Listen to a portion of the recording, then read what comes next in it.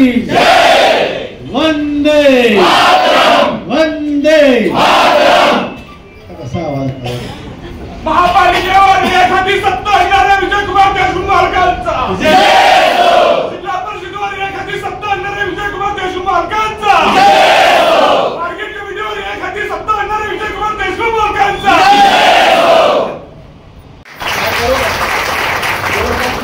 झालेल्या लोकसभेच्या सार्वत्रिक निवडणुकीमध्ये ज्या भागामध्ये भारतीय जनता पार्टी नव्हती त्या भागामध्ये वास्तविक आजचा विजय हा एक वेगळ्या प्रकारचा ऐतिहासिक विजय। म्हणजे निवडणुकीपूर्वी काही विरोधी पक्षाचे लोक, काही चांगले पत्रपंडित, काही माध्यम आता काय कोणाला तेजस्वी, पण एक लक्षात ठेवा की ज्या वेळेला आपण जनतेच्या विकासाची कामं करतो, विकास शेवटपर्यंत पोहोचवतो, लाभ शेवटपर्यंत पोहोचवतो, त्यावेळेला त्या लाभार्थीला आपल्याबद्दल विश्वास वाटतो आणि म्हणून आपण निवडणूक जिंकतो। लक्षात ठेवा, म्हणजे केवळ भारतीय जनता पार्टी आश्वासन देत नाही, घोषणा करत नाही, केवळ सभेतनं आश्वासनं देत नाही, तर दिलेली आश्वासनं पूर्ण करायची, ज्या योजना सांगितल्या किंवा घोषित केल्या त्या योजनाचा लाभ शेवटच्या माणसापर्यंत कसा पोहोचेल यासाठी संघटना सक्रिय करायची आणि प्रत्यक्ष ज्याला आवश्यक आहे त्याच्यापर्यंत आपण लाभ पोचवत आलोय, त्याच जे फलित आहे लक्षात ठेवा। म्हणजे आज जर आपण विचार केला, आता सरांनी बरोबर सांगितलं, म्हणजे आपण इथं फार सुखी आहे लक्षात ठेवा। मला सांगितलं मागच्या लोकसभेला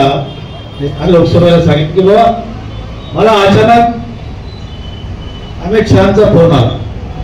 क्या करना है महाराष्ट्र का चुनाव तो बाद में है, 1 महीने के बाद आपको जाके अंडमान निकोबार में एमपी को जिताना है, वहां पे अपना एमपी नहीं है। आता आदेश मग आपले अखिल भारतीय अध्यक्ष नड्डांनी पत्रक काढून टाकलं, अंडमान निकोबार चुनाव प्रभारी रघुनाथ कुलकर्णी झालं। आम्हाला आदेश आला की आम्ही निघतो। मी विचार करत होतो कसं जायचं अंदमानला, काय करायचं काय नाही, आणि ज्या वेळेला मी विमानाने चाललो तर मग 5 तास थांबलो, तिथून मग दुसरं विमान पोर्ट ब्लेअरचं पकडलं, मग दुसऱ्या दिवशी गेलो आणि त्या ठिकाणी केवळ एक जे पोर्ट ब्लेअर ज्याचं नाव आता आपण बदललं, श्री विजयपुरम नाव ठेवलं आपल्या केंद्र सरकारने। एक शहर ज्याच्यामध्ये केवळ 70-80 हजार मतदार आहेत, बाकी सगळे मतदारसंघ म्हणजे बाकीचे सगळे बेट आहेत, बेट पाण्यातले। मी सुखी का म्हणलं की इथून अक्कलकोटला जायचं असेल आपल्याला 15-20 मिनिट अर्धा तास लागतो, तुळजापूर आहे, सांगली आहे, सातारा आहे, मुंबईला जायला वंदे भारत सुरू झाले, आता विमान सुरू झालं, पण त्या ठिकाणी एके ठिकाण दुसरीकडे जायचं आहे बेटावर जिथं 15-20 हजार 25 मतदार आहेत, अशी 35 बेट आहेत। 35 कुठल्या बेटावर 200 मतदार आहे, कुठल्या बेटावर 700 आहे, कुठल्या बेटावर 300 आहे, कुठल्या बेटावर 5000 आहे। जास्तीत जास्त मतदार असणारं बेट म्हणजे एक पिगलीपूर नावाचं जे बर्मा बॉर्डरला आहे, तिथून बर्मा फक्त 40 किलोमीटरवर आहे, तिथं साधारणपणे 25,000 मतदार आणि शहरामध्ये 70 ते 80 हजार हे राजधानीचं ठिकाण आहे। बाकीच्या ठिकाणी सगळं असं आहे। आता मी रघुनाथजी कुलकर्णी साहेबांचं मी आज खरंच अभिनंदन करतो, कारण आजचा हा सत्कार त्यांनी आपला निवडणूक प्रमुख झाल्यामुळे नाही आहे, आजचा हा सत्कार जे आपल्याला बिहारमध्ये अद्भुतपूर्णपणे जे आपल्याला विजय मिळाला त्या विजयाचे शिले म्हणजे त्यावेळी प्रचारालाही त्यांनी 4-5 दिवस त्या बिहारमध्ये होते आणि प्रचार करत करत विजय खेचून आले आणि ते विजय जेव्हा आपल्या सोलापूरला आल्यावर डिक्लेअर झालं म्हणजे आपलंही विजय नक्की आहे आपल्याला माहित आहे की या देशाचे आपले सगळ्यांचे पंतप्रधान आदरणीय नरेंद्रजी मोदी यांच्या नेतृत्वामध्ये काम करत असताना जी भारतीय जनता पक्षाची घोडदौड चालू या भारतीय जनता पक्षाची घोडदौड केवळ आपल्या नेतृत्वावर आहे का नरेंद्रजी मोदी यांच्या कामामुळे ही घोडदौड या देशाचा सर्वसामान्य माणूस शेवटचा माणूस आपण सातत्यानं म्हणतो शेवटचा माणूस जो वंचित राहिलेला माणूस त्याला आपल्या बरोबर घेऊन त्याला वर उचलण्याचं जे काम या देशामध्ये तेव्हा नरेंद्रजी मोदी जेव्हापासून पंतप्रधान झाले तेव्हापासून या देशाचा विकासाला गती मिळालं आणि आपल्या शेवटचा माणसाचा विकास जोपर्यंत होत नाही तोपर्यंत या देशाचा विकास होऊ शकत नाही हे ध्येय आपल्या समोर ठेवून आपल्या सगळेजण आपले सगळे नेते लोक आपण सगळे कार्यकर्ते काम करत असतो यामुळेच आपली ही विजय आणि आज ह्या निवडणुकीनंतर पश्चिम बंगालची निवडणूक आहे अनेक निवडणुका जाणार आहेत आपल्या महाराष्ट्रातल्या या सगळ्या ग्रामपंचायत पासून त्या महापालिकेच्या निवडणुकापर्यंत ह्या सगळ्या निवडणुका होणार आहेत आणि केवळ आपण आजचा जल्लोष करून भागणार नाही येणाऱ्या कालावधीमध्ये आपण केलेल्या कामाचं जनतेपर्यंत जाऊन त्याची पोचपावती घ्यायचं आहे पोचपावती घ्यायचं म्हणजे काय निवडणुकीमध्ये त्या कामावर आपल्याला मतं घ्यायचं कारण गेल्या आपल्या या राज्यामध्ये आपल्या आदरणीय नेते फडणवीस साहेबांनी जे कामं केलं या महाराष्ट्राला विकासाकडे घेऊन पुन्हा एकदा आपण चाललेलो आहोत ते विकास आणि आपल्याला सर्वसामान्य आपल्या सर्व या महाराष्ट्रातल्या सर्वसामान्य जनतेसाठी जे काम करत आहोत त्याची पावती घेऊन आपण सगळ्यांनी या जनतेसमोर जायचं आहे आपल्याला विजय मिळवून घ्यायचा आहे मला तर असं वाटतं की आपण सगळेजण म्हणत असतो की सोलापूरला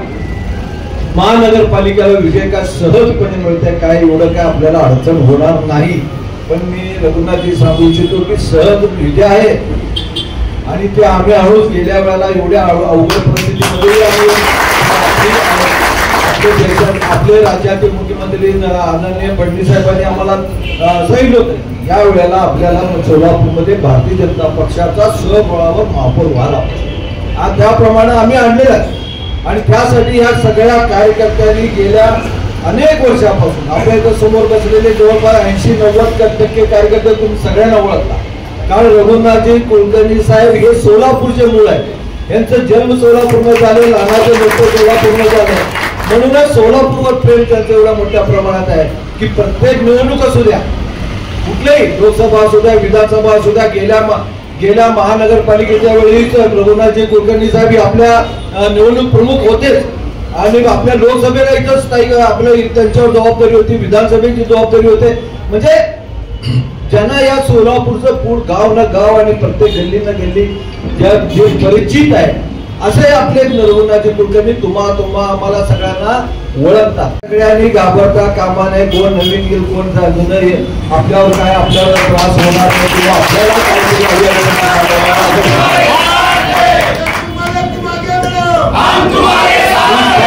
म्हणत असतो रघुनाथजी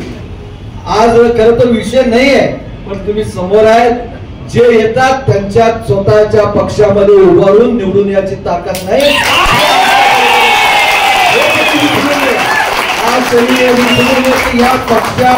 या पक्षामध्ये येतात आणि तुम्ही जर करता त्यांना निवडून आणल्यावर हे कार्यकर्ते निवडून पण आणतील पण त्यांनी इथे उभा मारू नये कोणी युवा आलेला माणूस इथं ते होस्ट म्हणून येणार आहेत गेस्ट म्हणून येणार आहेत हे होस्ट आम्ही आहोत या सगळ्या पक्षाचं हे म्हणून मी तुम्हाला सांगितलं तुम्ही कोणी कार्यकर्ते घाबरू नये येणाऱ्या निवडणुकीमध्ये आपण ज्याप्रमाणे आजपर्यंत लढत राहिलो असं म्हणू नये की आता विरोधकच राहिले आपण कुणाशी लढायचं असं नाही होणार विरोधकही असणार आहेत आपण लढायचं आहे आपली ताकद वाढवायची आहे आपला पक्ष आपण गेले 30-40-35 वर्षापासून इथं काम करणारे कार्यकर्ते आहेत आणि आम्ही तुमच्या बरोबर आहे 35 वर्ष झालं आणि आपण काम करत असताना आपल्या समोर एक ध्येय होतं की महानगरपालिकेवर आपला भारतीय जनता पक्षाचा झेंडा पाहिजे. या देशाच्या दिल्लीच्या तख्तावर आपले भारतीय जनता पक्षाचा झेंडा पाहिजे. आणि येणाऱ्या तुम्हाला सांगतो केवळ आपली महानगरपालिका विधानसभा महत्वाची नाही आहे, त्याहून महत्वाची लोकसभा आहे. ज्या लोकसभेच्या आपल्याला सातत्यानं वाटतं की आपण स्वबळावर दिल्लीच्या तख्तावर आपला झेंडा लागायला पाहिजे, तरच आपलं देश पूर्ण होणार आहे. आपल्या पंतप्रधानाला मोकळ्यापणाने काम करता मिळणार. म्हणून तुमच्या सगळ्यांचं मी आभार मानतो. आजचं जल्लोषाचं मी खरंच पुन्हा एकदा रघुनाथजी कुलकर्णी या देशाचे आदरणीय पंतप्रधान नरेंद्रजी मोदी साहेबांचा मी आभार मानतो आणि त्यांचं अभिनंदन करतो की तुमच्या नेतृत्वावर आजपर्यंत आम्ही जे काम केलं त्या काम असंच पुढे राहील आणि आपली भारतीय जनता पक्षाचं ताकद वाढवण्याचा आम्ही सातत्यानं प्रयत्न करू. एवढे बोलतो आणि माझे 2 शब्द